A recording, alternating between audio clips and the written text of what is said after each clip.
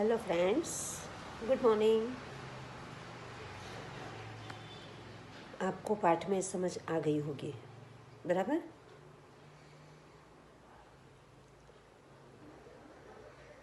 आपने शब्द के अर्थ भी लिख लिए होंगे और अब हम अभ्यास के प्रश्न समझेंगे, बराबर। तो अभ्यास के प्रश्न में पहला प्रश्न है, कथनों का आशय स्पष्ट कीजिए। कथन यानी यहाँ पर जो कहा गया है वह, उसका आशय यानी कि कहने का मतलब क्या है वह स्पष्ट करना है, बराबर। तो पहला है, शास्त्री जी को निष्काम कर्मयोगी कहना अधिक उचित है। ऐसा क्यों कहा गया है, तो ये हमें स्पष्ट करना है। हाँ, यानी कि हमारे विचार लिखने हैं, बराबर। तो ध्यान से सुनिए, आपको लिखना है अपने शब्दों में। शास्त्री जी के लिए कर्म ही ईश्वर था। बिना किसी फल की आशा के वे संपूर्ण भाव से कर्म में लगे रहते थे। जब भी उन्हें अपने कर्म का फल पाने के अवसर मिले, उन्होंने उनकी उपेक्षा की, यानी कि आशा नहीं रखी कि मुझे फल मिलना ही चाहिए, उपेक्षा की। फल पाने के लालच से उन्होंने कभी कोई काम नहीं किया।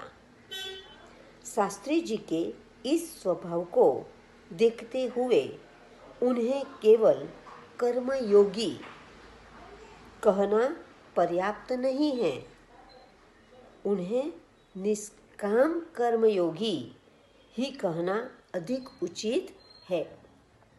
यानी कि सिर्फ कर्मयोगी नहीं, निष्काम कर्मयोगी, यानी कि उन्होंने फल की आशा नहीं रखी और सभी कार्य किए, इसीलिए, बराबर। अब दूसरा, शास्त्री जी का व्यक्तित्व बापू के अधिक करीब था। इनका आशय स्पष्ट करना है, यानी कि ये कहना क्या चाहते हैं, हमारे विचार लिखना है। तो गांधी जी देश के बहुत बड़े नेता थे, फिर भी उनमें अद्भुत विनम्रता, सादगी और सरलता थी, जो हमने लाल बहादुर शास्त्री के व्यक्तित्व में देखा ना। इन गुणों ने उन्हें अधिक महान और लोकप्रिय बना दिया था। गांधी जी के ये गुण लाल बहादुर शास्त्री में भी थे, इसलिए शास्त्री जी का व्यक्तित्व बापू से अधिक करीब था। समझ गए? तो ये हमारा दूसरा प्रश्न था। अब तीसरा प्रश्न क्या है कि शास्त्री जी का संपूर्ण जीवन श्रम, सेवा, सादगी और समर्पण का अनुपम उदाहरण है। इसका आशय स्पष्ट कहना है। क्या कहना चाहते हैं? तो शास्त्री जी कर्म को ईश्वर मानकर उसकी पूजा के रूप में श्रम करते थे। वो तो हम मानते हैं ना कि कर्म को ही ईश्वर मानते थे और ईश्वर मानकर ही वो सभी कर्म करते थे। देश और समाज की सेवा में ही उन्हें जीवन का सार्थकता लगती थी। दो ही चीज, देश और समाज, ये दोनों की सेवा वह करते रहते थे। उन्हें सादा भोजन और सादा पहनावा ही पसंद था। पहनावा यानी कपड़े। उन्होंने जो कुछ किया पूरी निष्ठा और लगन से किया। उनकी ये विशेषताएं बहुत कम लोगों में पाई जाती है और इसीलिए शास्त्री जी का संपूर्ण जीवन श्रम, सेवा, सादगी और समर्पण का अनुपम उदाहरण है, ऐसा माना जाता है और कहा भी जाता है। बराबर। अब हमारा दूसरा प्रश्न है कि अगर महात्मा गांधी आपके स्वप्न में आए, बहुत सारी चीज़ें आती है ना आपके स्वप्न में, तो ये महात्मा गांधी को भी लाना आप स्वप्न में, ओके? तो आप उनसे कौन कौन से प्रश्न पूछेंगे? आपके मन में गांधी जी के लिए कोई प्रश्न तो होंगे ही, तो कौन कौन से प्रश्न पूछेंगे और महात्मा गांधी क्या क्या उत्तर देंगे वह आपको बताना है। बराबर।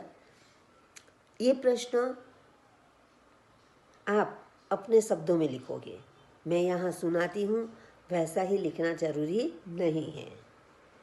तो अगर महात्मा गांधी मेरे स्वप्न में आए तो मैं उनसे निम्नलिखित प्रश्न पूछूंगा या पूछूंगी और बापू उनके निम्नलिखित उत्तर देंगे। कैसे प्रश्न? तो बापूजी, सत्य क्या है? सत्य के पुजारी थे ना बापू, तो बापू सत्य क्या है? तो गांधी जी उसका जवाब क्या देंगे? तो जिसका नाश कभी नहीं होता, नाश यानी नष्ट, कभी मरता नहीं है, जो अनंत और सदा भरोसे लायक है, जिनका भरोसा किया जाता है वही सत्य है। समझ में आई बात?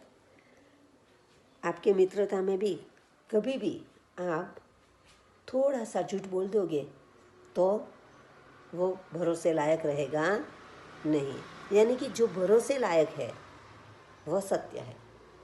बराबर। अब दूसरा कि बापूजी, क्या जीवन में पूरी तरह अहिंसक बनना असंभव है? अहिंसक यानी हिंसा नहीं करना, वह संभव है? तो गांधी जी उसका उत्तर क्या देंगे?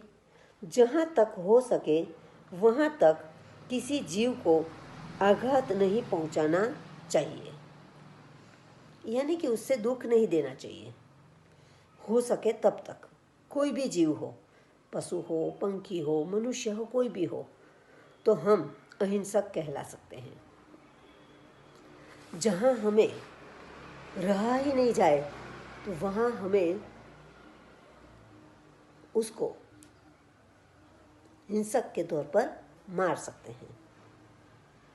जैसे कि कुत्ता, अब कुत्ता जो भौंकने आए और आपको लगे कि वो काटेगा, तो आप खड़े रहोगे? आप दौड़ोगे तो कुत्ता तो जोर से दौड़ेगा, तो तब क्या करोगे? तो तब हमें मारना पड़ता है। यानी कि ऐसी समस्याएं खड़ी हो जाए तब हम उसे मार सकते हैं, तब तक हमें मारना चाहिए नहीं, यानी कि हिंसक बनना चाहिए नहीं।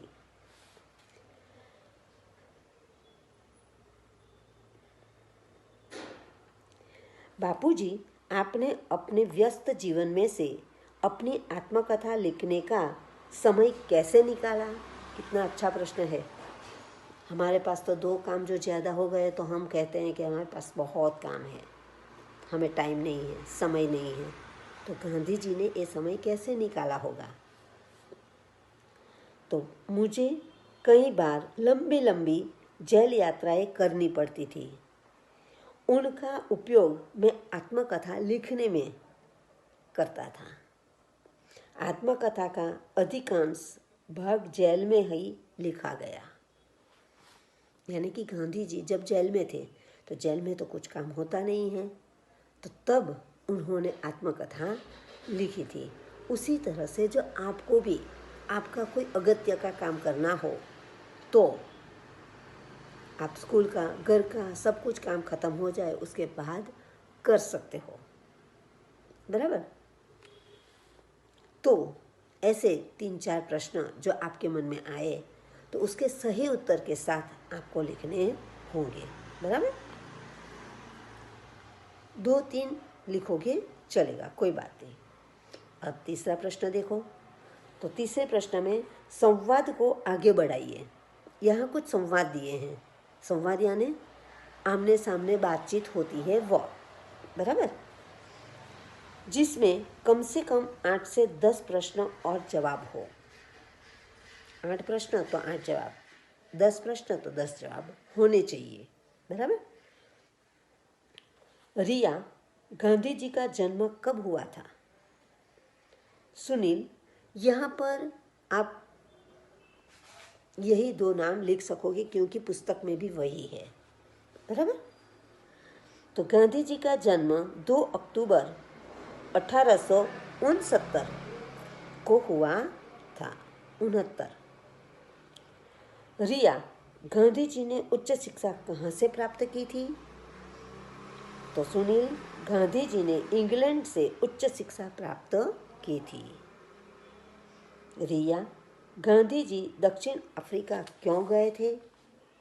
तो गांधी जी वकील के रूप में एक मुस्लिम व्यापारी का मुकदमा लड़ने के लिए दक्षिण अफ्रीका गए थे। ये सारे प्रश्न आप तब लिख सकते हो जब आपको गांधी जी के बारे में कुछ पता हो, बराबर।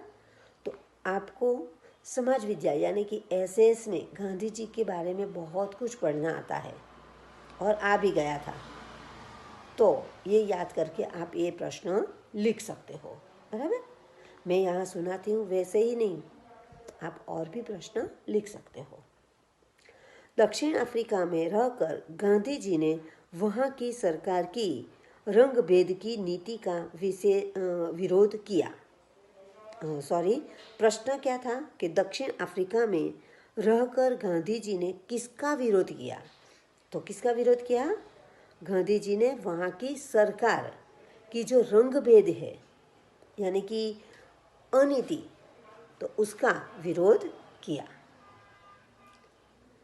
दक्षिण अफ्रीका से भारत लौटकर गांधी जी ने क्या किया? तो दक्षिण अफ्रीका से भारत लौटकर गांधी जी ने यहाँ चल रहे स्वतंत्रता आंदोलन को आगे बढ़ाया। यानी कि जब वो दक्षिण अफ्रीका से भारत आए तब यहाँ हमारे देश में स्वतंत्रता आंदोलन चल रहा था, तो उन्होंने वह आगे बढ़ाया। गांधी जी ने राजनीति में अपना गुरु किससे बनाया? तो गांधी जी ने राजनीति में अपना गुरु गोपाल कृष्ण गोखले को बनाया, बराबर। गांधी जी ने नमक सत्याग्रह कब किया? तो गांधी जी ने सन 1930 में नमक सत्याग्रह किया।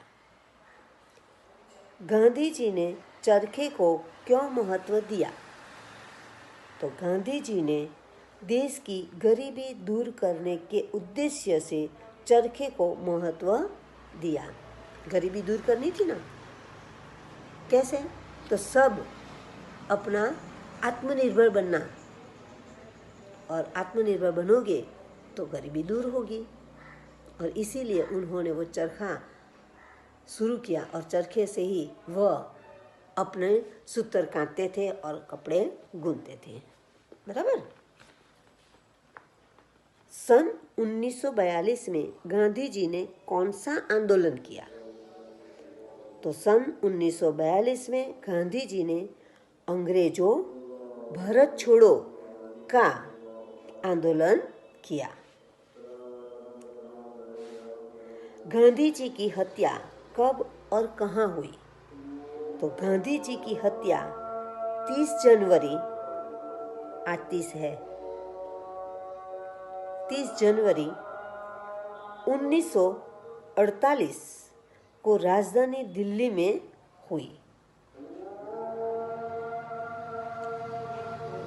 गांधी जी की समाधि कहाँ है? वह किस नाम से प्रसिद्ध है? तो गांधी जी की समाधि दिल्ली में है, वह राजघाट के नाम से प्रसिद्ध है। तो इतने 8-10 प्रश्न आपको लिखने हैं, बराबर। संवाद के हिसाब से ये नहीं लिखो तो भी चलता है, पर लिखना इसीलिए ज़रूरी है कि अभी आपके पास थोड़ा समय है, और जो लिखोगे तो 9वीं कक्षा में आपका परीक्षा के अंदर ये प्रश्न पूछा जाता है संवाद का, तो आपको लिखने की आदत हो, बराबर। और हो सके तो हम भी ऐसा प्रश्न पूछ सकते हैं। समझ लो कि यहाँ से प्रश्न पेपर नहीं आया और पेपर बाहर से आया, तो बाहर जो पूछा गया तो आप कैसे करोगे? तो इसलिए आपको समझ कर ये लिखना जरूरी है, बराबर। अब अगला चौथा प्रश्न हमारा क्या है कि निम्नलिखित परिच्छेद का शुद्ध रूप से अनुलेखन कीजिए। अनुलेखन यानी शुद्ध रूप से, शुद्ध रूप से यानी कि जैसे जहाँ पर भी ह्रस्वई, दीर्घई, अल्पविराम, पूर्ण विराम जो भी है, जैसे लिखा गया है वैसे ही आपको लिखना है, बराबर। तो और अच्छे अक्षर से लिखना है, और तब उसे हम अनुलेखन कह सकते हैं। तो यहाँ जो पैराग्राफ दिया है उस पैराग्राफ को आपको अनुलेखन करना है।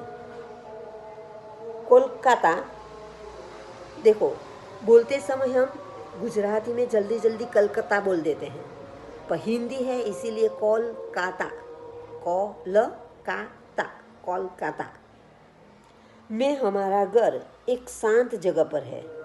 हमारे बगीचे की दीवार के उस तरफ एक संकरी सड़क है। संकरी यानी पतली सी। यह संकरी सड़क वन प्रांत पर जाकर खत्म होती है, यानी कि वन की जगह जो है वहां पर जाकर खत्म होती है। इस सड़क के दोनों ओर मकान है और अधिक यातायात न होने से वह बहुत ही शांत रहती है। यातायात यानी साधन, आने जाने के साधन नहीं है तो शांत रहती है। सारे दिन इसके आसपास गिलहरियां एक दूसरे का पीछा करती है। गिलहरियां बहुत है और एक दूसरे का पीछा करती है, खेलती रहती है। हमारे आसपास के पेड़ों पर अनेक प्रकार के पक्षी दिखाई पड़ते हैं। कुछ होता नहीं है तो पक्षी भी वहाँ पर ज़्यादा है तो दिखाई देते हैं। सारा दिन हवा में पक्षियों का संगीत तैरता रहता है। संगीत यानी जो वो कलरव करते हैं, बोलते हैं उनकी भाषा में, तो वो संगीत तैरता रहता है, बराबर।